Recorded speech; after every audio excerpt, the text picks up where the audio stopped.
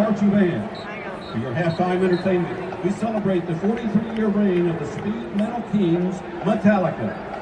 With 9 Grammy Awards and 14 nominations, 38 concert tours worldwide, and 11 studio albums that span 4 decades, the Titans of Thrash remain the standard by which all other metal is measured. We begin with a 1984 classic from their second album, For Whom the Bell Tolls, followed by the 1992 tour anthem, Wherever I May Roam. And now, let's turn down the house and light up the stage with the Auburn University Marching Band and their show, Metallica. I don't know, man. I don't know. Post-game reaction time, Auburn, Texas A&M. Let's talk about it.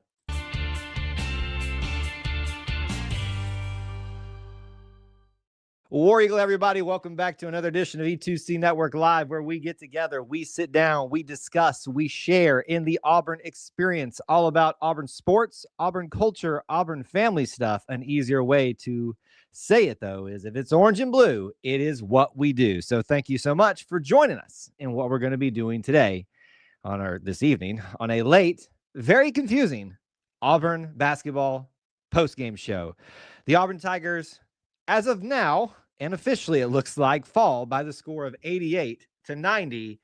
We have a lot to break down in this one, and probably the majority of our focus will be centralized around one singular play and one singular millisecond and one singular centimeter of potential width between the ball and Keyshawn Murphy's fingertips shooting that final shot.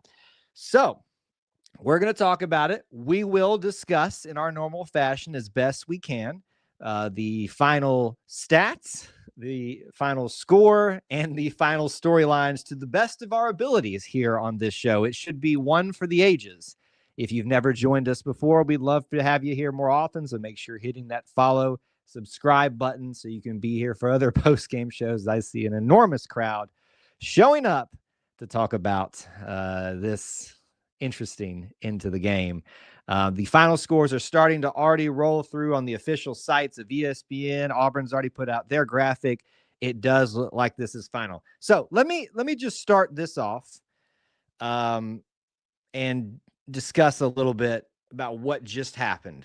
This is going to be a different show. I'm going to try my best to keep the show as normal as we can, but let's be honest. We got to talk about this. For those of you that missed the stream, missed the game, didn't stick around to the end, whatever. Auburn, after having a nice lead in the game, gave it up. I think got down by 11 themselves at one point, fought back, and with the whittling away that happens at the end of the game of basketball, found themselves miraculously with a chance for a almost half-court shot. I will say 3/4 of a half shot. And Keyshawn Murphy is the one who got the ball with 0.3 seconds, enough to get a shot off in theory, which you can understand why I say that now.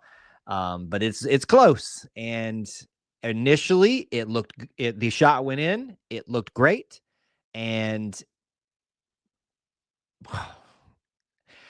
I'm going to be honest with you all. I have slowed down to the best of my ability on my screen. Each time I've got a different verdict. Once I thought it was, and watched both of the angles. At once I thought it was the correct call to change it back to no three-pointer, and Texas A&M wins. My last viewing of it, I don't know, man. I don't know. It looks suspiciously out of his hand when the shot clock hits 0 and the light comes on in the backboard.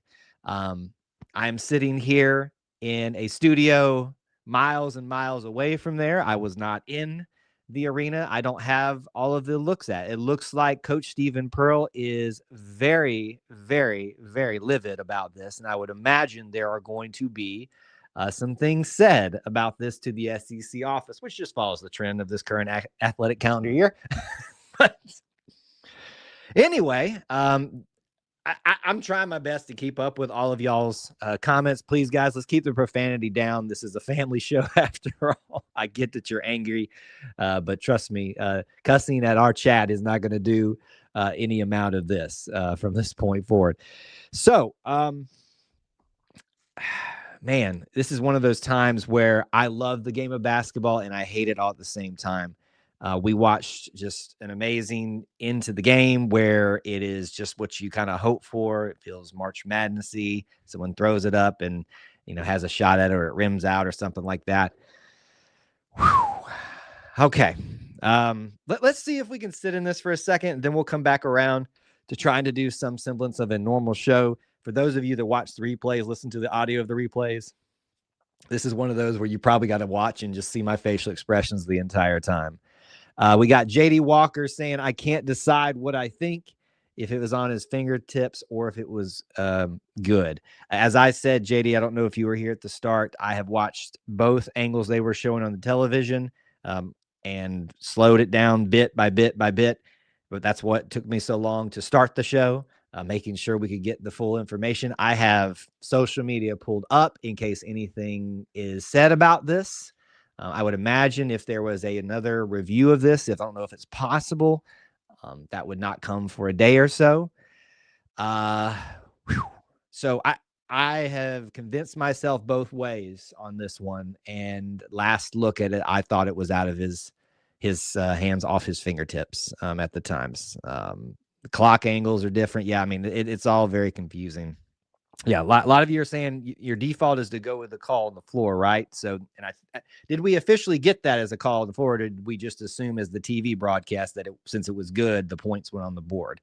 So I don't know. Lots of exclamations coming from across the land. So, by the way, if you've just arrived, we'd love to have you around. I've already said it once, but I see a humongous crowd here assembled to react to this. So make sure you are following and subscribing here today. This is from Jackson. He says, I'm looking forward to seeing what the coaches say in the post-game press conference. Well, I would imagine not much will be disagreed with by Mr. Old Buckyball himself, but I am very excited to hear what Stephen Pearl said on the fifth. So one of our viewers, Devin, says it was called good on the floor. And I thought so as well. But like in the heat of the moment, did we all just react? Did the TV just do that because of, the excitement of it? And that's what it is. But I wasn't looking. If they threw their hands up, they said, good, that's the call. So I don't know. We've got Mason saying, I have a screenshot of the ball was out of his hands at 0.1. Here's what I know. Stephen might find in the post game. This is one for the ages, man. This is absolutely incredible. Jeremy's asking for the screenshot, so you guys can share that I think you can share that on Facebook. You won't be able to do that on YouTube side of things. But if you've got the screenshot, please DM it to me. I would love to share that out as well once we get done here.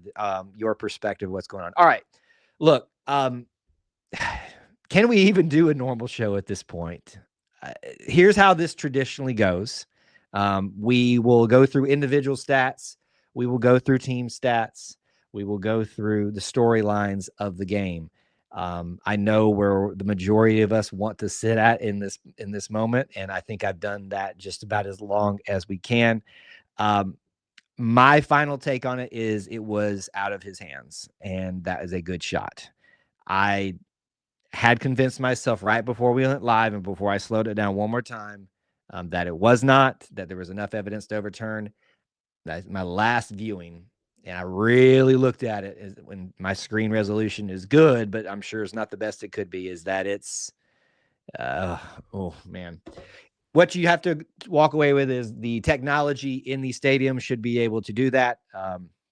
You can understand the frustrations of the fan base and everything like that. This is a great question from JD, even though this is a basketball show. Question, is this what y'all felt like after the OU game? Yes, absolutely.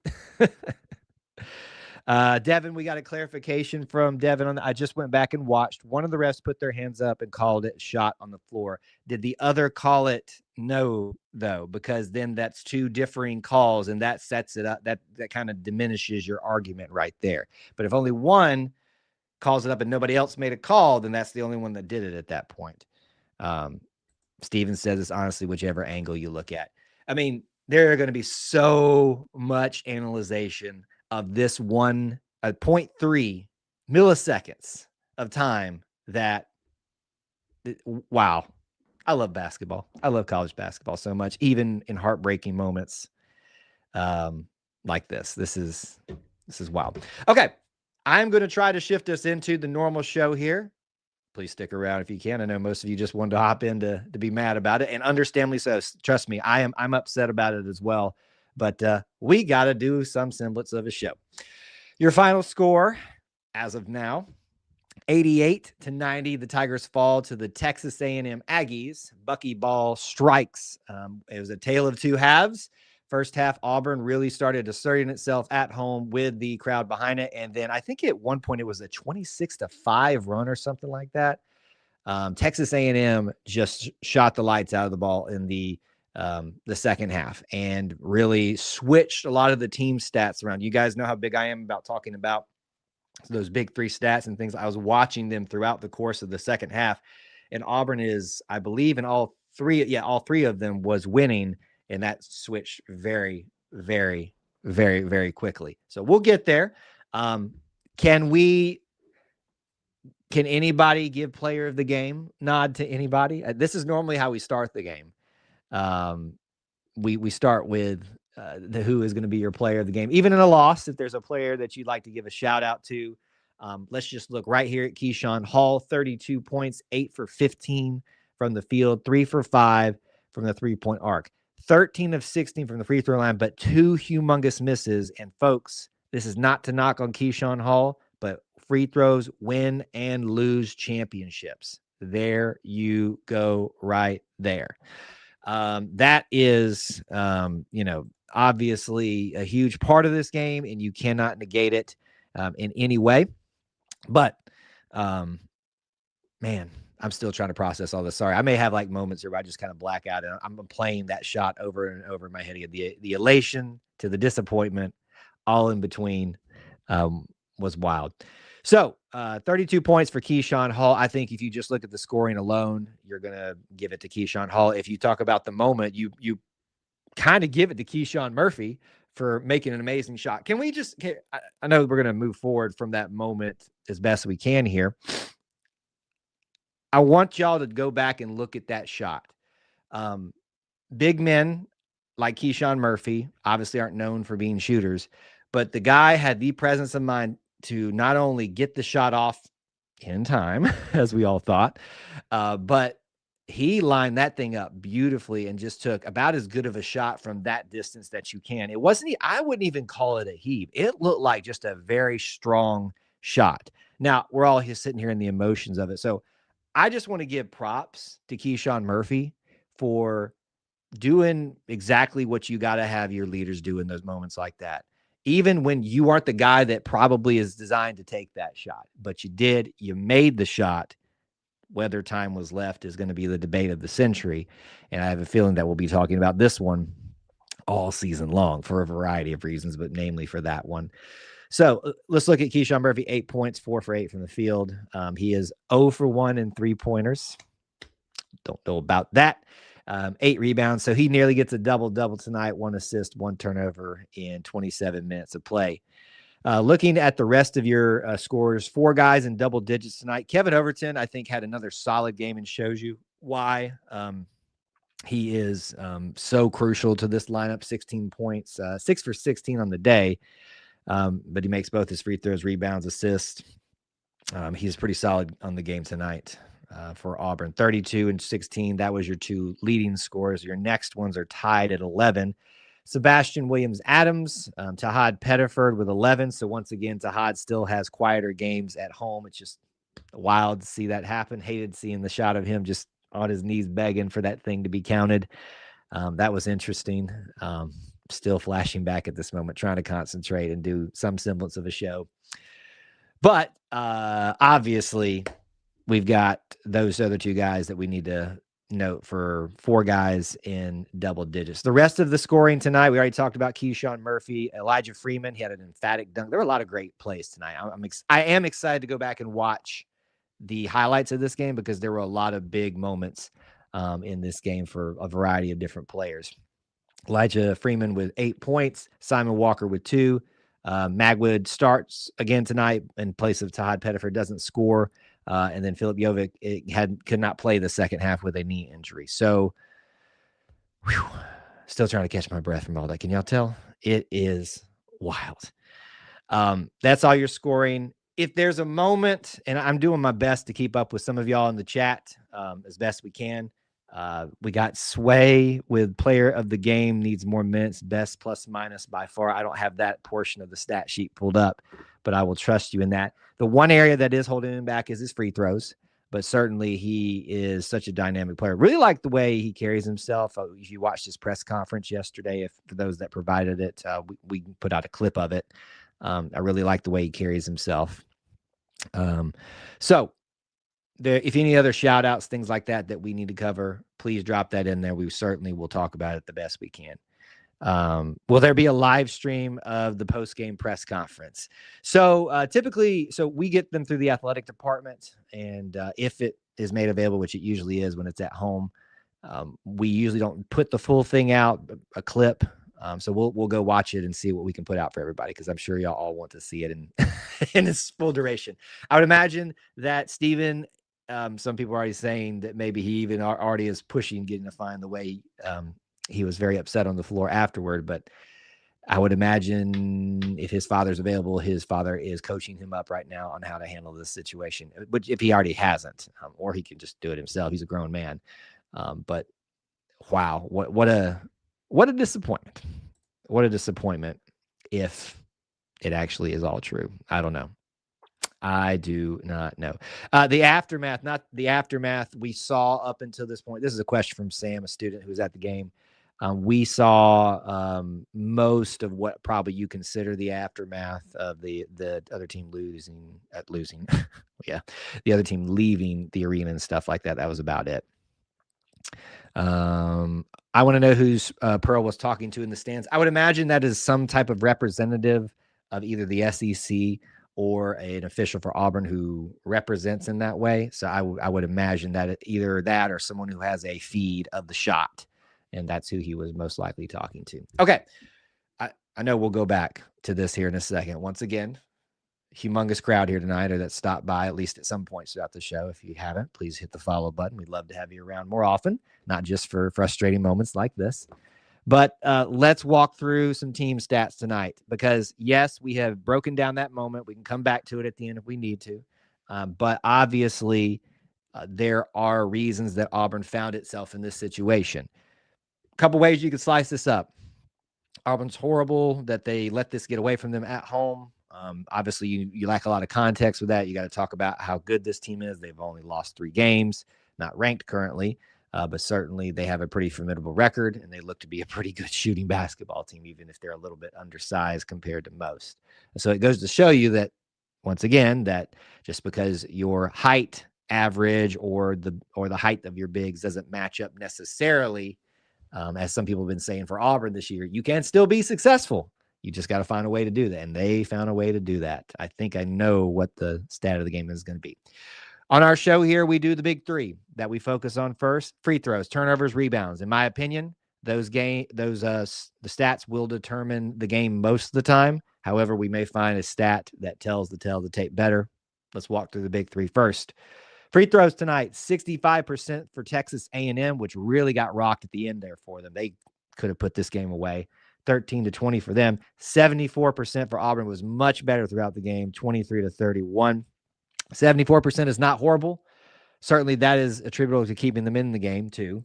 They win that category. Rebounds, Auburn tried to lose this one. Total rebounds, 34-40. Auburn wins that one as well in your rebound differential. And then turnovers, believe it or not, it was stretching out to where Auburn was going to probably lose this category. They end up winning that category as well, 14-13, but way too many turnovers. You get to a point in turnovers where it's just too much. Even if you technically win the category, they do by 1 here. That's just way too many turnovers. Not to say that there is a magic number, as 0 is the magic number, but you're never going to have that just because people play great defense too. You can't be doing this at home or anywhere else. Auburn does win the category, but I really don't count that much of a win there. So Auburn wins all 3 of the big 3 categories. Technically, they won the game in some people's minds and maybe in my own here, but obviously I'm not the officials and don't make the final words on that type of thing. But there you go. That's the. So let's look at the rest of the stats real quick, and then we'll take some more commentary from you all. Lots of comments of unbelievable and all these things coming through. I feel you. I'm there with you guys. I'm there with you. We've been doing this for about 20 minutes now, and I still can't believe it. It's probably going to be the shooting that decided the game, really. And I'm not talking about Keyshawn Murphy. 52% for Texas A&M on the game, much improved from their first half, including their 3-point percentage, 43%. You compare that to 45 Auburn, pretty good, but 27 3 points for Auburn. 27 percentage for 3-point percentage there for Auburn. Could have been a little bit better at home. Points off of turnovers. Texas A&M wins by 1, 22-21. Looking at second chance points, Auburn 16-24. Was watching that one and fast break points 5-18. I thought that was going to be the stat was the most important of the game. Maybe not so much in hindsight. Bench points tonight, 32 for them, 21 for Auburn. They win that one. Points in the paint, 34-38. Auburn wins. Blocks 4-6. Auburn wins. 11 steals, though, for Texas A&M to 5 for Auburn. So that's a really big stat for them. Both teams shared the ball decently, 14-11, at least compared to each other. So there's your team stats right there.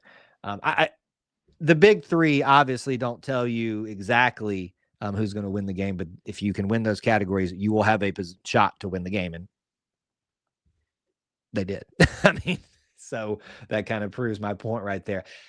I think the most important stat here is them shooting 43% from 3-point percentage. Just dagger in the heart of Auburn. So once again, we can slice it up a couple of different ways here. And I think I saw someone make a commentary on that. So Devin, Devin knows me well enough that I'm not going to offend her too much here, but I'm going to take a little bit of issue of some of the things I think she said here. The fact is we blew a 16-point lead. Can't happen. I'm starting to lose hope this team can make the tournament. That's a little bit overblown. I love you, Devin, but that's overblown. This is just the beginning of SEC play. But you cannot lose a 16-point lead at home to most teams, but this is not a ranked team. So I will agree with half of your statement there. So that's not good. You can digest it that way, reflects very poorly on the team. You also have to factor in your discussion about this. Once again, they have shown the ability to dig themselves out of the hole they put themselves in. It'd be nice to not have to dig ourselves out of those holes, but they've been able to do it. So that in some weird way encourages me just a little bit.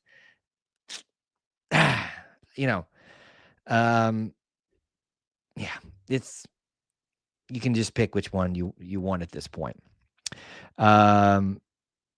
He says you can talk me off the ledge.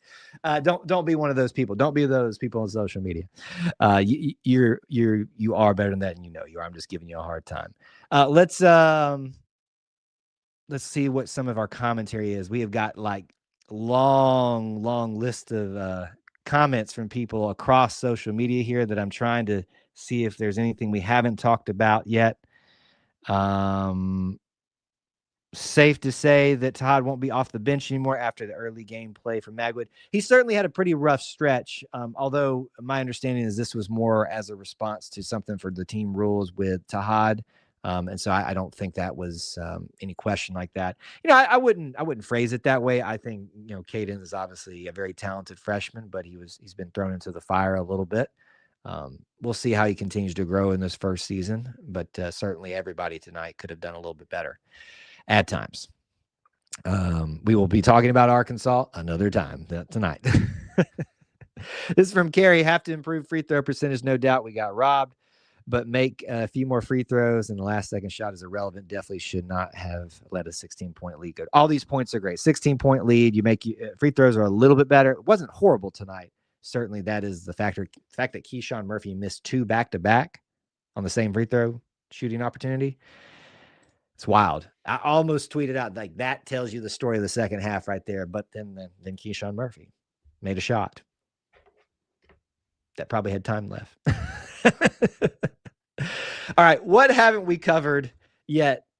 I know where the focus is. If there's something that I missed in some of your commentary, things that you want me to expound on, things that you want to add in here, moments, things, I don't know. Drop them in right now. Let me give you a couple reminders. We had a great crowd here this evening. So as I've reminded you throughout the stream, we'd love for you to subscribe, follow, all that good stuff. If you don't do that, you'll miss out on chances to rant and rave here in the future.